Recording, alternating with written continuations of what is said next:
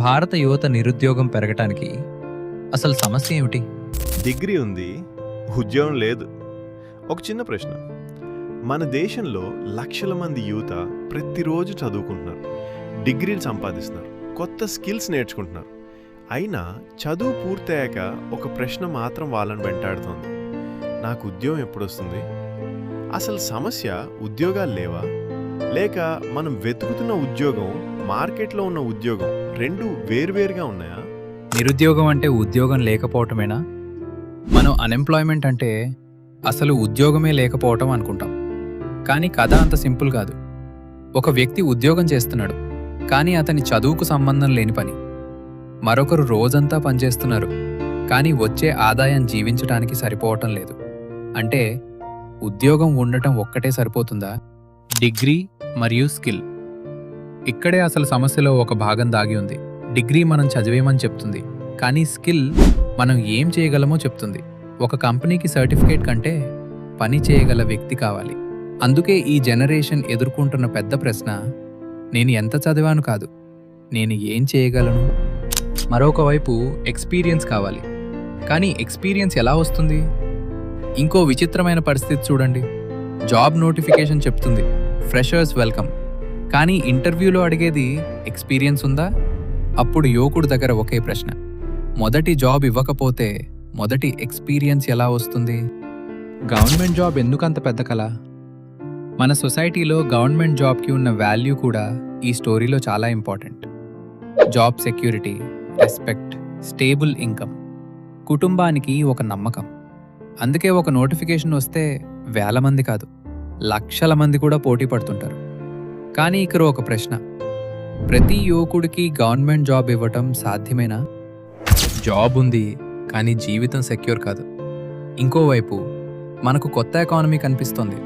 Delivery, cab driving, freelancing, online platforms, gig work, ఇవి ఉద్యోగ అవకాశాలు ఇస్తున్నాయి. కానీ ఒక ప్రశ్న: ఈరోజు సంపాదించిన ఇన్కమ్ రేపటి సెక్యూరిటీని కూడా ఇస్తుందా?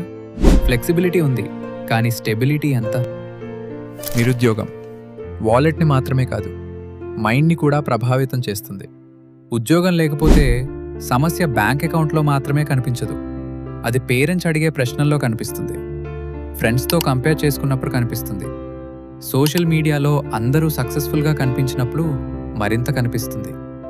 ఇన్కమ్ లేకపోవటం కొన్నిసార్లు మన కాన్ఫిడెన్స్ని కూడా తగ్గిస్తుంది.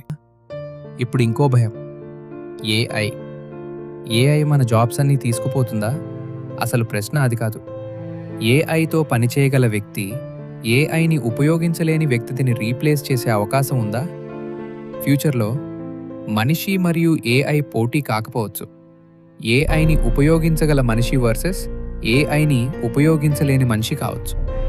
అయితే తప్పు ఎవరిది? ఇప్పుడు మనం అందరినీ బ్లేమ్ చేయొచ్చు. గవర్నమెంట్ని బ్లేమ్ చేయొచ్చు, కాలేజెస్ని బ్లేమ్ చేయొచ్చు, కంపెనీస్ని బ్లేమ్ చేయొచ్చు, లేదా యూత్ని బ్లేమ్ చేయొచ్చు.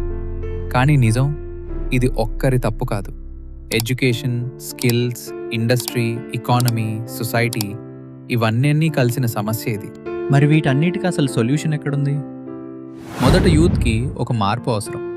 కేవలం డిగ్రీ కోసం మాత్రమే చదవకండి, స్కిల్స్ కూడా డెవలప్ చేసుకోవాలి. ప్రాజెక్ట్స్ చేయండి, ఇంటర్న్షిప్స్ చేయండి, మీ కమ్యూనికేషన్ స్కిల్స్ని ఇంప్రూవ్ చేసుకోండి, కొత్త టెక్నాలజీని నేర్చుకోండి. ఎందుకంటే ఫ్యూచర్లో సర్టిఫికేట్ మీ డోర్ని తట్టవచ్చు, కానీ స్కిల్ ఆ డోర్ని తెరుస్తుంది. కానీ రెస్పాన్సిబిలిటీ యూత్ది మాత్రమే కాదు. ఎడ్యుకేషన్ సిస్టమ్ ప్రాక్టికల్ స్కిల్స్ని పెంచాలి. కంపెనీస్ ఫ్రెషర్స్కి రియల్ ఆపర్చునిటీస్ ఇవ్వాలి. గవర్నమెంట్ కొత్త industries, manufacturing, MSMEs, infrastructure, technology వంటి సెక్టర్స్లో ప్రొడక్టివ్ జాబ్స్ పెంచాలి. ఎందుకంటే ఒక దేశం స్ట్రాంగ్ అవ్వాలంటే ఆ దేశ యువతకు పనిచేసే అవకాశాలు ఉండాలి. చివరగా ఒక విషయం గుర్తుపెట్టుకోండి: నిరుద్యోగం అంటే ఒక వ్యక్తికి ఉద్యోగం రాకపోవడం మాత్రమే కాదు, అది ఒక ఫ్యామిలీస్ ఫైనాన్షియల్ ఫ్యూచర్ని, ఒక యువకుడి కాన్ఫిడెన్స్ని, ఒక సొసైటీ యొక్క ప్రోగ్రెస్ని ప్రభావితం చేయగల సమస్య. కాబట్టి మనం అడగాల్సిన ప్రశ్న యువత ఎందుకు ఉద్యోగం పొందలేకపోతుంది అని మాత్రమే కాదు, యువతకు సరిపోయే ఉద్యోగాలను మనం ఎలా సృష్టించాలి అని కూడా. ఎందుకంటే యువతకు అవకాశం ఇచ్చిన దేశం తన భవిష్యత్తుకే అవకాశం ఇచ్చినట్టు.